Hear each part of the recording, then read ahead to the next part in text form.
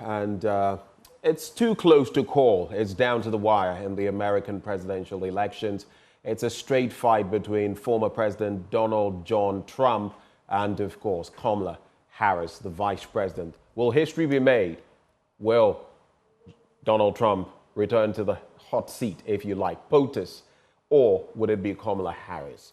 We're going to be investigating that, interrogating that issue this morning with our guests, and you have about 76 million of those Americans who are already in early voting have got to cast their vote. Joining me this morning, Nanaya Mreku, he's an analyst of international relations and African politics. Nanaya, a very good morning to you. Thank you for having me. Good morning to you too. Thank you for joining the conversation.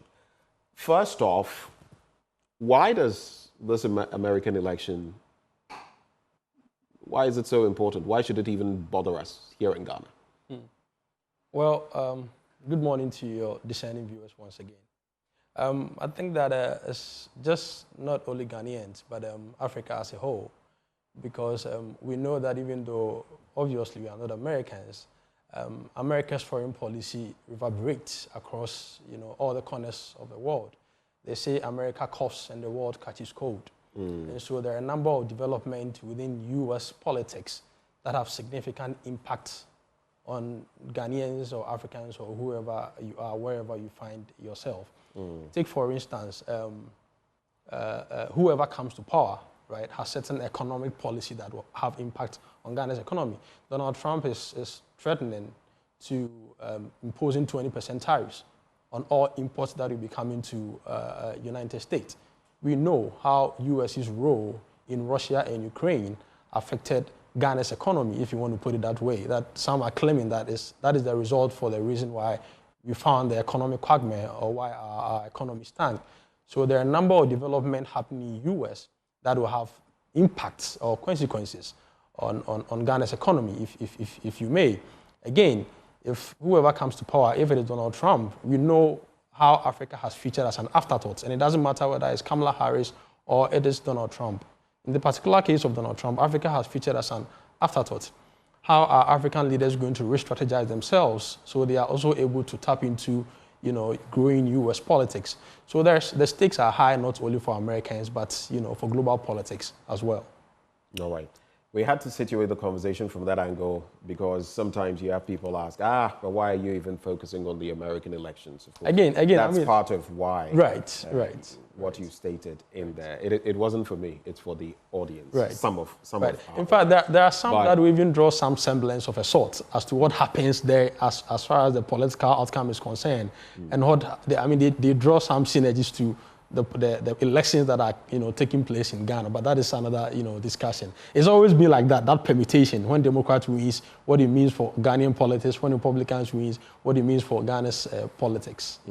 Well, those synergies have not always played out. You remember in the last election, analogies were drawn, but if you look at what happened in Ghana versus what happened in the U.S., the Democrats seized power from the Republicans, with Joe Biden now becoming president and Mike Pence and Donald Trump out, with Veep, Kamala Harris, and now at least then you had the MPP retained. Right. So there have been differences as well. I don't know whether those who make those permutations will still hold on to them. But looking at the peculiar system that America runs, you don't win because you get the popular vote. You win because you win the electoral college. And they have an interesting electoral college system. That is why Al Gore did not become president for whatever reason, based on Florida's voting. And it has happened quite a number of times. Hillary Clinton lost to Donald Trump while winning the popular vote. In this election, there are some who say Kamala likely would get the popular vote. The question is whether she would get the electoral college votes. What is this electoral college system? How can you break it down for our viewers? Okay, so America practices what we call indirect democracy. You would expect that in every liberal democracy, the people have that direct capacity to elect their president, what you call the simple majority, which is what we have in Ghana's liberal democracy. But in US, they practice what you call the electoral collegial system. So over 250 million Americans are going to vote. But in voting, they are only sending indicators to another group of people as to who should become the president. So the popular vote do not elect the president. What they have is what they call the electoral collegial system. There are 538 electors, as we call them, and these are congressional electors. And each of these electors are then supposed to vote for whoever the popular vote indicates should be the president. So the electoral collegial system is as we have it, and they usually vote after the popular vote has taken place. So, like I said, there is 538 of them. Now, this is the breakdown. Congress has 435 out of this 538, and then the Senate has 100 of them, and then the Washington, D.C. has 3 electors. So if you put them together, you have 538. However, even though this is the collegial system, the U.S. election as it stands now will boil down to 7 key swing states. It is the electors from these key swing states that are going to define the outcome of the elections. And so the other 47 states the other 43 states would matter, but they are called safe states. These are safe states. The 43 states is either. They call them safe because, by and large, in the United States, people declare who they are. So I am Democrat, I am Republican, and I'm voting Democrat. And if they are not, usually they also talk about it. So you have blue states and red states. So it is clear. That number is clear. Exactly. But then it comes to those crucial, key states. Like you could say in Ghana, Greater Accra, and maybe the Ashanti region, and maybe the Volta region, and sometimes the Central region. That's what you're saying. Right. Exactly. So what are these key states? I mean, let's look at them. So let's look at the Sun Belt states. Okay. These are Arizona, Nevada, North Carolina, and then Georgia. And then the blue wall states traditionally have been Pennsylvania, the most popular state amongst them in the key swing states. And then you have Michigan and Wisconsin. So together there is 7 of them. These are the key swing states. Now, they are called swing states because they have politically realigned themselves in the previous elections. So today, in this particular year, they vote for Republicans. The next 4 years, they vote for Democrats. So that is how it has always been. Trump took most of these states in 2016. Biden takes them in 2020. So there is no clear definition as to who they will vote for unless the election, has taken place. And this is the political reconfiguration that makes them swing states. Let me bring in Dr. John Osai Kwapong. He is a CDD fellow and also one who lives in the United States. So he has an apt appreciation of the system there. He joins the conversation. Doc, good morning. You would have to unmute, Doc, if you've Yes, can you hear me now? Good morning. I can hear you now. It's good to have you join the conversation. So we've kickstarted the conversation talking about the American elections, over 76 million casting their votes early, about 250 million out of the close to 400 million or plus of the American population going to the polls. How crucial is this election, even as we look for the magic number 270? Very, very, very crucial because the two candidates are presenting two very different, should I say, visions for the U.S. The economy remains the number one issue of concern to voters. And if you look at how the Harris campaign is framing the response to the economic issues versus the Trump campaign, it's a question of what sort of policies would restore the economy back to, a level at which Americans were not feeling the kind of pinch points that they say they're feeling. Inflation has been up for some time. Yes, it has come down, but prices of basic goods and services, all of those things are impacting how people are feeling and how they are looking at the candidates in terms of who can really address their economic challenges. But there is also the whole democracy argument, which is the Democrats have framed this also as who will safeguard America's democracy, preserve it, and protect certain basic rights, particularly the reproductive rights of women. And they've described Donald Trump as a man who poses a threat to America's democracy. The Republicans on the other side have made, besides the economy, have also made a big issue out of immigration and how to deal with the crisis at the border, all of those things. So whoever wins has very different, visions of how we need to address the economy, issues of immigration, and how we protect or do not protect America's democracy. I see. And of course, I'm sure there are people around you who have voted. I do not know your status as far as the United States is concerned, but if you were to vote, I don't know whether you have, I don't know your nationality status, but if you were to vote, I mean, I don't know, weighing these issues, what would you be looking at? So, full disclosure, I voted early and I voted for Kamala Harris. And I voted for her primarily because of, for me, the political temperament, character issue, and the democracy argument. Do you also, are you one of those who say that Trump is a threat to democracy?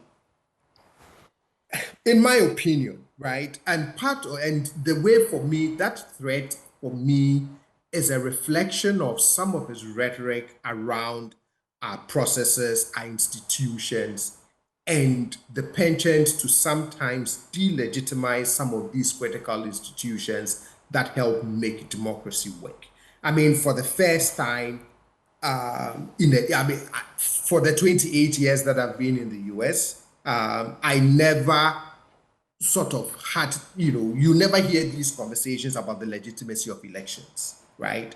But for the first time in 2020, I mean, you got to a point where there are all these serious doubts about the legitimacy of elections, and you have a major candidate going all out to really dispute elections without, in my opinion, any evidence. I mean, went to number of courts, thrown out, but still insists that that election was stolen from him. And for me, it has undermined our faith. At least it has chipped away at traditionally the faith and confidence that people used to have in our electoral system. So for me, my vote for Kamala Harris was a reflection of some of those concerns about temperament, character, the kind of persona that one wants to see in the US presidency, and some of these concerns that I have about the delegitimizing of the institutions that are key to making our democracy work. All right. Hold for me, Doc. Let me bring in Nanaya as well, and I'll come to hard issues, tough issues, immigration, the economy, Israel, Palestine, Iran, and the entire dynamics of same. I'll come to those shortly and how they feed into the election. But he's made mention of why he's voting for Kamala Harris. You would realize that in the last election, it took Mike Pence to refuse to go along with what Donald Trump was saying when the Capitol uprising happened and put pen to paper, without which there could have been some sort of coup d'etat against the state. It took Mike Pence to do that. Donald Trump has already started laying the foundation for disputing the election results, unheard of. But he's already laying the foundation for that. Stories captured by CNN point to that. How weird is it that this is happening? And of course, it is again Donald Trump. Well, I think it's very interesting to understand how the so-called beacon of democracy is experiencing some of these setbacks, because indeed it sets their democratic credentials, back to so it set it back essentially. Do you then agree that Donald Trump, like Doc does, that he's a threat to democracy? Well, I mean, from what we have seen, America's diplomatic and global image as the bastion or the beacon of democracy is in question as it stands now because of what we saw on January 6th. And some of the rhetoric that Trump has been passing as far as the election is concerned. Because like you said, in Pennsylvania, I mean, we saw how he's already blaming the Labour Party in UK, for instance, for the possible interferences in the election's outcome. So, to a very large extent, I think that the image of America that we know, is under threat. And to a very large extent, this is one of the things that the Democrats are dwelling on, that Donald Trump is a threat to America's glory that it burst in as far as democracy is concerned. So it is true that that is the case. But we also should understand that Donald Trump represents a very solid constituent within the American populace, and it tells you the values that these Americans hold. White, if you like, Caucasian, evangelicals, and all of that. Exactly. And those who feel, and that is one of the things that made his campaign prominent, make America great again. And take out all these foreigners. Well, some of them don't know their history because the country was built on the backs of foreigners. Of course. So it becomes very difficult to, reconcile these two things. And I think that by and large, the Republican Party understood that Trump, to me, I have to be frank with you, I thought this election was Trump's to give. Had he not, wrote on this politics, he does more of politics of insult than politics of insight. True. And the Republican... The last campaign, both of them, I think it was just how many hours ago, he spent the last bit of it insulting. Exactly. And Kamala was talking about involving everybody. Exactly. I mean, Kamala says he has a to-do list. Trump says he has an enemy to deal with list. And the Republicans realize that, look, it is very dangerous for you to go against Harris and do politics of personality and attacks. So shy away from that and talks to the insight and the policies.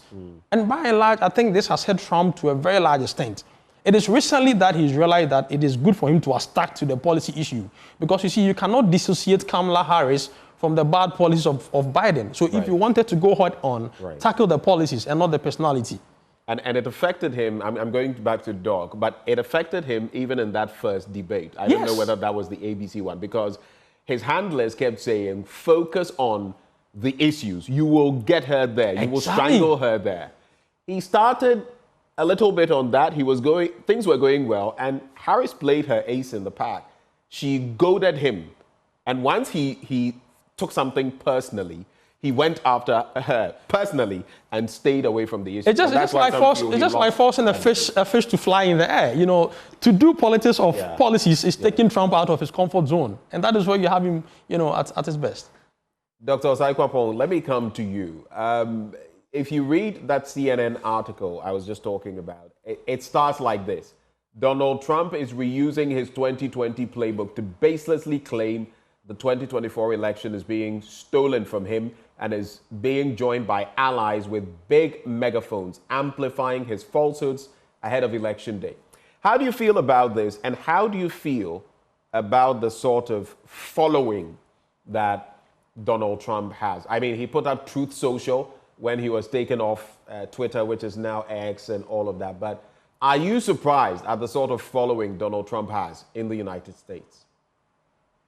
I'm not. I'm not surprised because I think he found a way to speak to whatever quote unquote grievances they may have had or they may have been feeling, right? So he noticed that in his base, or for the Republican Party base, immigration was becoming a really hot button issue for them.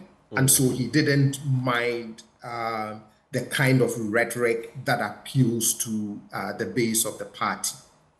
Generally, Republicans historically have tended to be a little skeptical of federal government power and some of these institutions, right? So again, he didn't mind sort of playing to that rhetoric of, well, maybe we can even disband the Department of Education, which has been one of the favorite things that every so often you hear Republicans say over the years, all of that.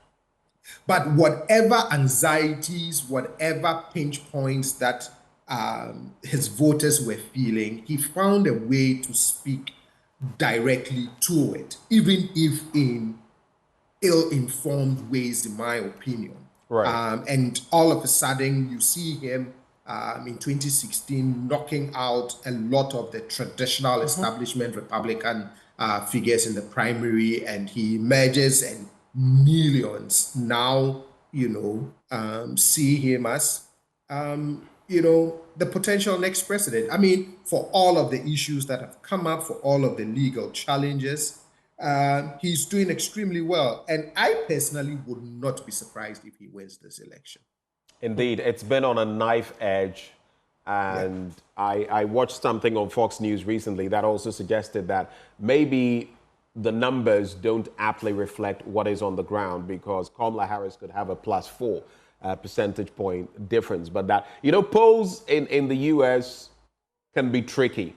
And they've proven that, especially in the last 3 or so elections. One that was pretty clear was the first coming of Obama. That looked pretty clear. But every election after that has not been so certain. But let's look at this element as well. Star power.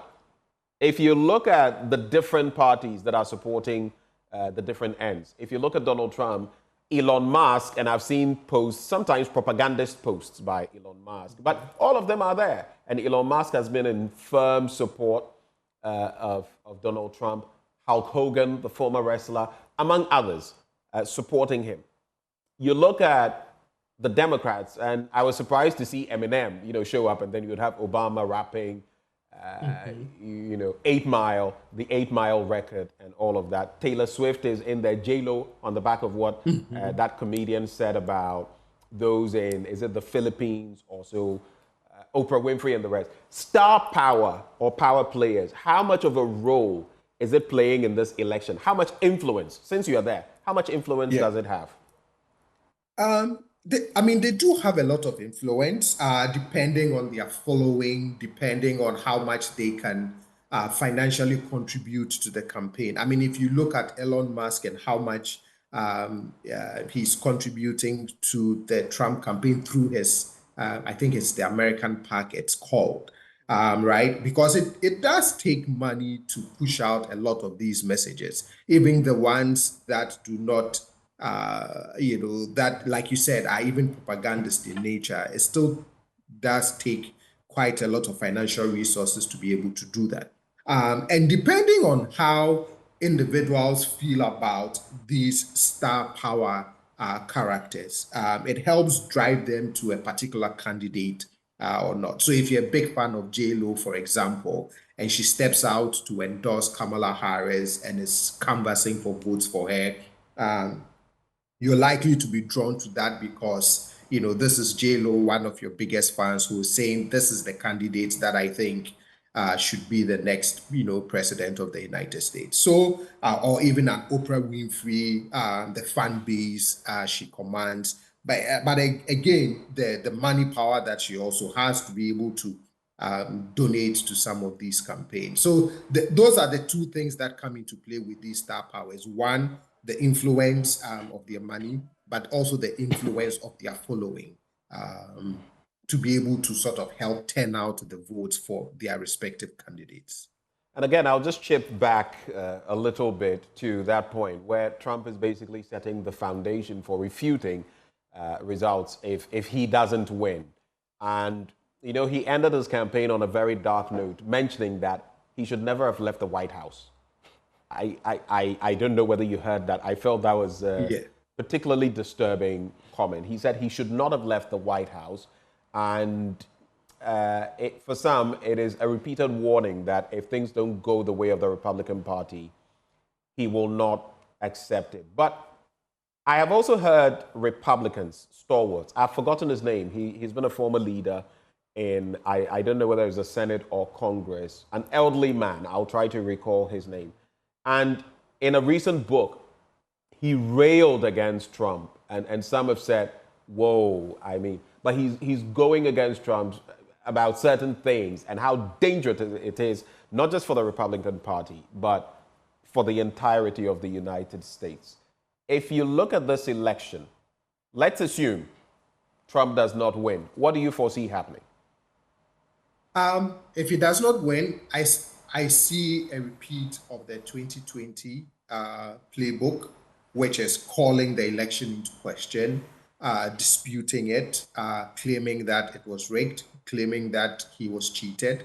And if you look at the percentage of Republicans who still believe that he won the 2020 election, I can see quite a sizable portion of the party either publicly supporting his claims or at least not even rebuking those claims. I don't know if they would push it as far as they did on January 6, 2021, with that protest and entering Congress to try and disrupt the certification of the results. But at least for me, he has said enough for me to believe that if he doesn't win this election, he would make the same claims he made in 2020, that he won, but he was cheated, and he would get enough people in the party to back any of such claims.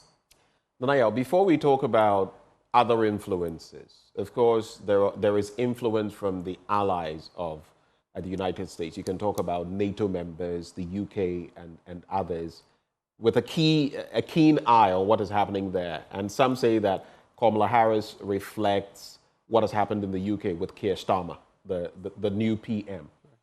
I don't even know whether I should still call him new at this point in time.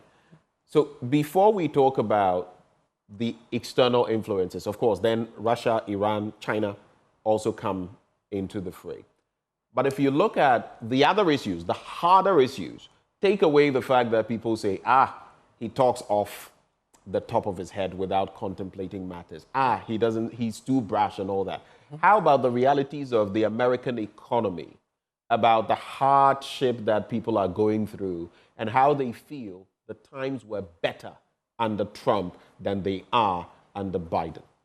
I think that's a very important point. And look, no matter how you want to look at the global image of U.S. that most Democrats think is under threat with the Trump presidency, there are also biting realities internally that have pushed people to want to vote for President Trump, because most of these Republicans and U.S. citizens agree that at least during Trump's time there was an attempt to retain certain jobs and not outsource jobs outside U.S. to countries like China. This is somebody who wanted to make America great again, like he's been saying, and so concentrate America's resources into building a strong economy, bringing back jobs to ordinary people, building factories and industries. And Americans attest to that fact. In fact, that is why states like Michigan, that is one of the industrial hubs. That is where you have Ford. That is where you have other car building factories. That is why you have other states like Pennsylvania. That thing that they've lost most of the jobs that would have been created by Donald Trump. And so ordinarily, and as it is, the truth is that people are feeling a pinch of economic hardship that he thought under President Trump. Things were, better. Take migration. Migration is connected to economy as well. And people think the influx of immigrants from the U.S. border with Mexico is affecting the economy of U.S. And they think Trump probably did a better job, or Trump would do a better job at putting in place immigration policies than Joe Biden. So it is true that things are really biting, for ordinary Americans, and they think that Trump is probably going to, save the economic hardship that people find themselves, and that is dictating how people are wanting to vote in the U.S.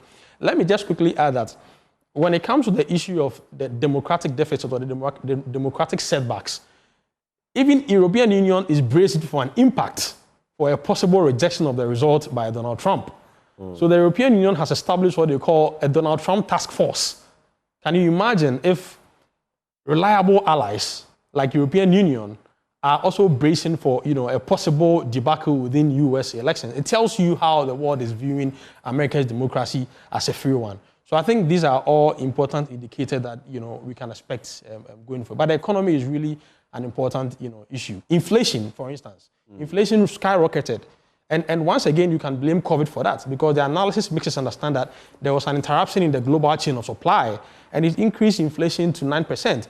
But as we are talking now, I think the Democrats did a very good job. They have reduced it to 2%. but it is still biting, and people haven't forgotten those difficult moments, and they are ready to punish the Biden administration, for this, which unfortunately Kamala Harris is associated with. All right. I'll stay on the economy briefly, and then I'll go to Dr. Osai Kwapong on it. Because if you look at the rhetoric, I do know, per what I have read over time, that while things were difficult for a while, unemployment rates have plummeted in the United States, and that their GDP has seen very great, strides. In fact, if you look at recent rhetoric from Kamala Harris, she says, by many indicators, our economy is the strongest in the world. That's what she says. Then Trump also says, the greatest economy in the history of our country, and the Biden-Harris administration has ruined it. You can expect a quip or riposte from him.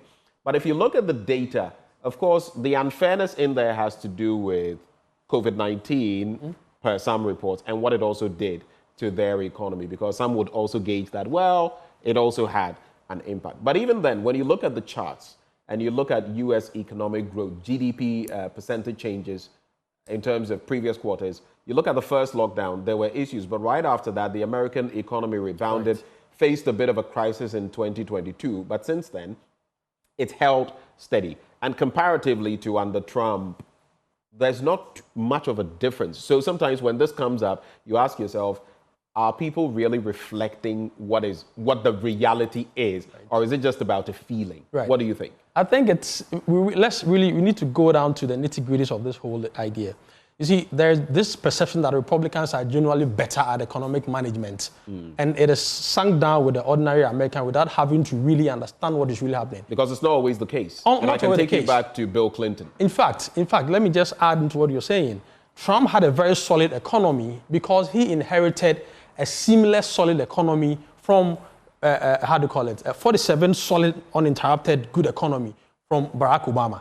And Trump was able to actually build on that. To add to what you are saying, US GDP now is 27 trillion.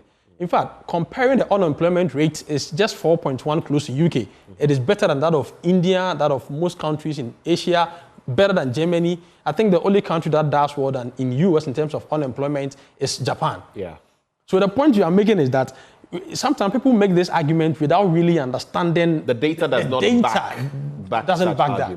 The only thing Democrats are rather good at inflation management. I mean, there is a long line of data from The Economist that tells us how the Democrats have been how good they have been when it comes to inflation rate. So I think these are some of the nuances and the need for us to understand what really the candidates are saying versus the reality on the ground. On the ground. Yeah. And I guess with Trump, his rhetoric is hard. So if you don't go do the digging, you may take what he says hook, line, and sinker, and it could become... Trump is held to a different standard when it comes to U.S. politics. There are things that he said that ordinary politicians will never get away with. Look at what he said to Liz Cheney.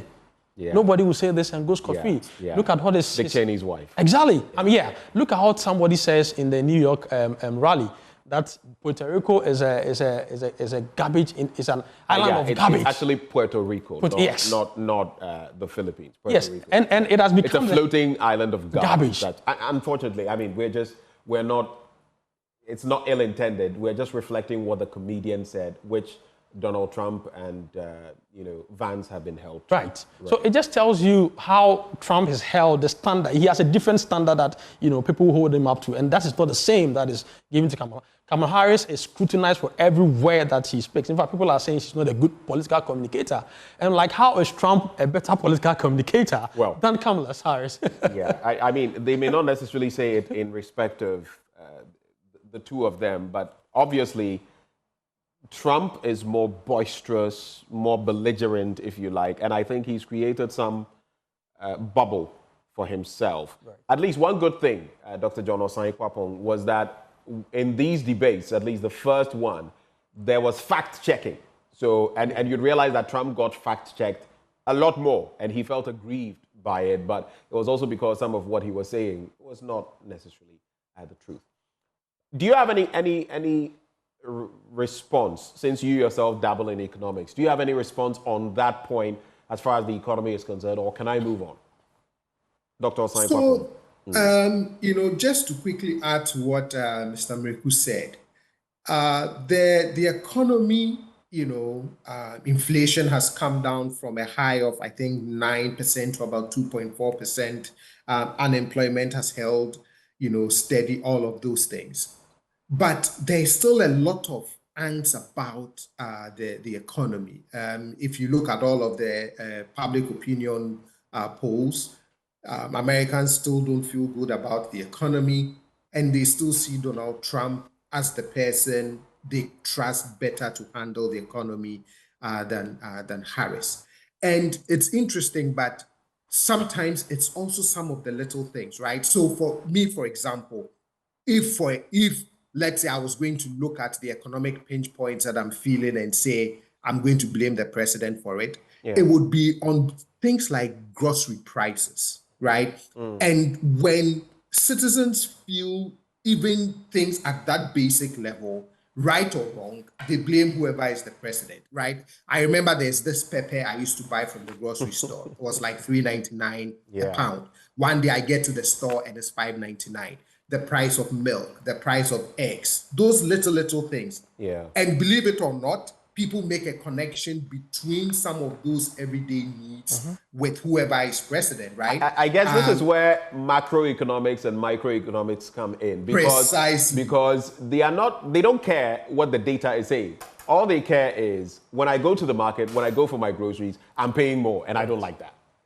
And I don't like that, and probably it's because the president is not doing anything about it, right? And I think that is also what has hurt Harris a little bit in terms of these basic economic, pinch points that citizens are feeling and thinking, well, you've been part of an administration that hasn't helped the economy, although the data says otherwise. Let's look at external influences, because there has been purported Russian influence. I mean, there was the case of sending some, what's the name of that equipment? When the name comes to mind, sometimes the information, there's an overload. But to Putin, which Trump has disputed in that book. But Russian influence has been there. In fact, there's a story that talks about some payments. A pro-Trump influencer says a Russian agent paid him $100 to post a fake voter fraud video. It wasn't the first time, okay? That has come in.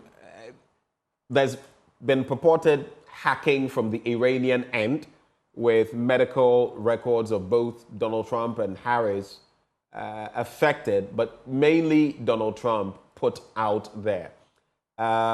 There's been Chinese influence purportedly as well. It appears there are so many external influences. How is the United States dealing with such influence, which they term interference in their elections? I know post 2016, for example, there were quite a number of indictments. There were quite a number of sanctions here and there against certain individuals who had been identified as trying to unduly influence the U.S. election. And mainly they do that through what is now known as, either misinformation or disinformation. But it is also very difficult to sometimes, track the names and faces behind some of this misinformation and disinformation, right? They set up fake social media accounts, and then they put out incorrect, false information. But the interesting thing too is that because we are becoming more and more deeply partisan and deeply polarized, it's amazing the extent to which some of this disinformation is embraced as being, the truth, right? Like people hold on to it and use it then as, I told you this is a reason why we keep saying X or we keep saying Y. And I know that, our institution, especially the Justice Department, has been, trying their best to keep up with some of these influencers and trying to push back. But it's not an easy thing to deal with in this day and age of technology and all of these various social media handles, and how easy it is to just spread, false information. Well, I don't know what your response will be on those, interferences, Nanayo. Well, I think it's, for me, it's expected because like I told you earlier on, everybody is keenly watching the outcome of the US elections. There are external actors who have vested interest in who becomes president, and it doesn't matter what length they have to go to make sure that at least the election goes in certain ways. And so it's expected if you're having elections like that of United States. It's not the same as for the smaller states when they are having their elections. And so it's expected. What I understand and what I appreciate, I just returned from the state a few months ago, and I understand at least the US has certain solid institutions and structures, right, to absorb some of these shocks as and when they happen, to not significantly change the outcome of the elections. So what they call the deep fakes.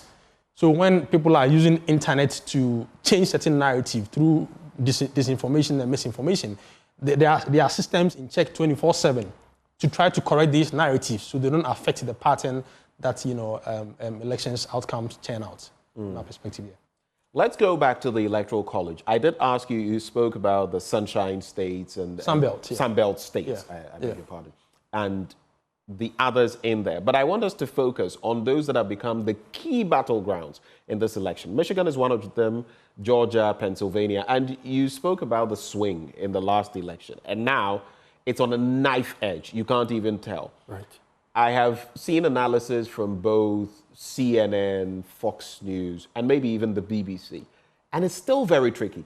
If you look at this one from even Fox News, which is, where the leanings are, it says Trump leads Harris in Arizona, while Harris enjoys a lead in Georgia, North Carolina, Nevada, and Wisconsin. Michigan and Pennsylvania are tied between the two candidates.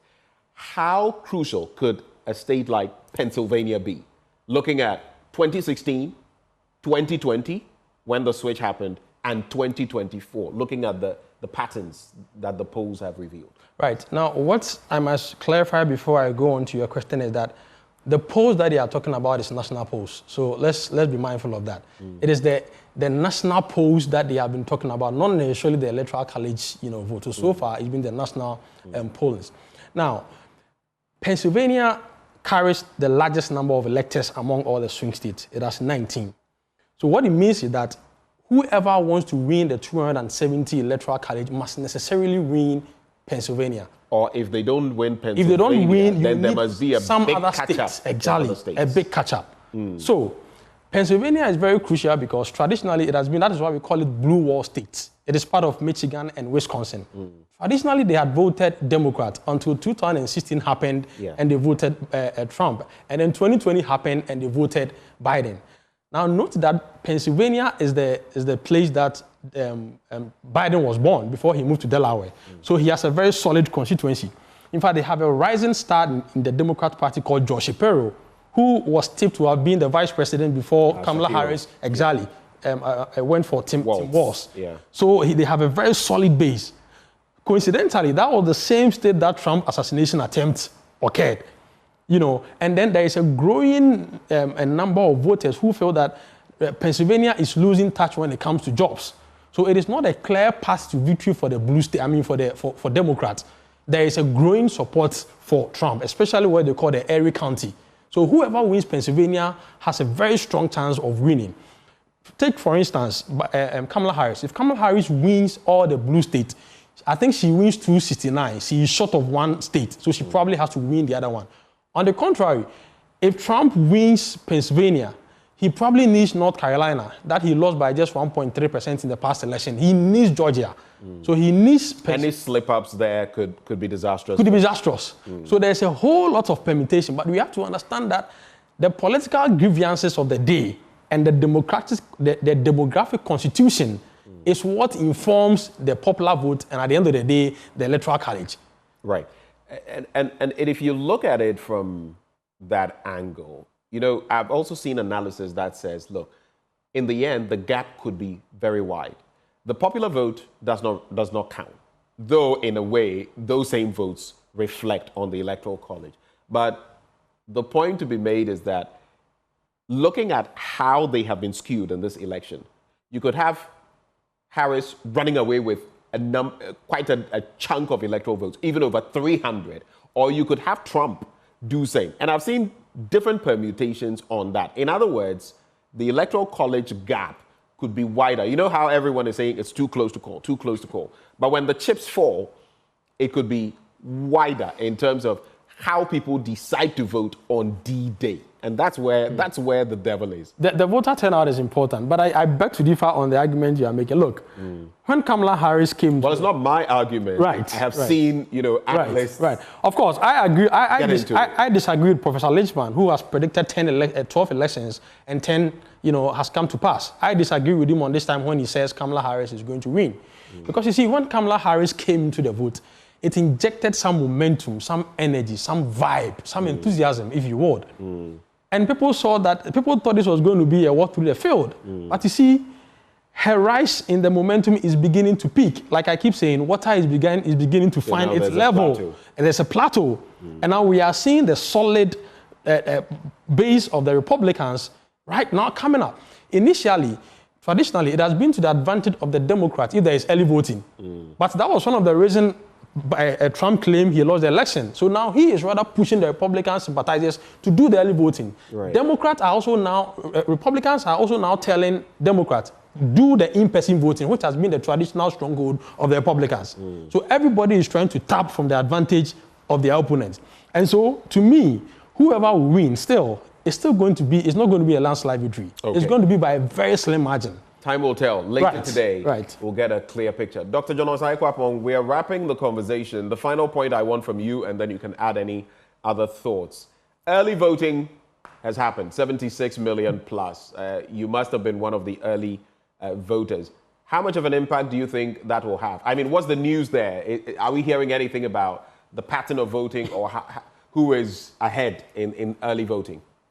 So, as Mr. Miriku said, the only thing we know about the early voting is that whilst it used to be something traditionally that a lot of quote-unquote registered Democrats would do, if you see the breakdown, the most recent breakdown, you see quite a number of Republicans and doing early voting, which even in slightly higher percentages than Democrats, which for me is an indication that they are extremely energized. In as much as Trump claimed the mail-in ballots were fraudulent in 2020, he's been really encouraging, his campaign has been really encouraging his voters to also do mail-in votes. So they are very energized. They are very enthusiastic, and it will really boil down to turnout. And I would re-emphasize the point that Mr. Miriku made. Whilst in the initial stages, VP Harris, a lot of enthusiasm and energy greeted her. It looks like at some point it sort of, tapered off. Plateau. Yes, it tapered off, and I'm not sure the excitement is still at the level that it was when she first became the party's nominee. But I agree. I don't think it would be. Whoever wins would not be a landslide victory. I agree with Mr. Miriku that it would be much closer than some analysts. The landslide I speak of is the electoral college, not the popular vote. But time will tell whether those analyses will play out or not. Final words. Yeah, I think it will be closer, even in the electoral college. I don't anticipate a landslide in the electoral. But do you still expect Harris to win? That's why you voted for her. Honestly, I won't be surprised. I hope she wins, but I won't be surprised if Trump pulls this off. All right. So it's in or out. It's 50-50. What do you think? Yeah. Final words. And who do you think is carrying the day? This is a very difficult question, but I think I'd go for Donald Trump. I mean, my indicators tell me that he is likely to carry this election. That's what I think. If you had the chance of voting, would you have voted for him? Can I not answer this question? If you were in the position to vote, would you vote for Trump? So I always say that as an African, I'm coming from a place of epistemic privilege, right? And so I have the chance to vote for somebody I think, identifies with my race. And I understand U.S. politics so much to the extent that not even Democrat or Republican has the African, interest at heart. So I understand America has permanent interests, not permanent allies. And so it is very difficult for me to come out and say that I support Harris or I support Kamala. So under the circumstance, maybe I would have thought of going for Harris instead of Trump. But my indicators tells me Trump is likely to win the election. Right. Yeah. And I see you're also going for your permanent interests, your permanent allies. Well, thank you. Thank you, gentlemen, for joining this conversation. Those who joined, Nanaya Mreku, he's an analyst as far as international relations and African politics are concerned. Thank you so much, sir, for joining the conversation. We also had CDD fellow and resident in the United States. He's voted as well, Dr. John Osai Hwapong. Both of them joined the conversation. This has been our installment on the AM show of what is happening in the United States. I don't know whether it will have any impact on what happens in Ghana on December 7th, but time will tell.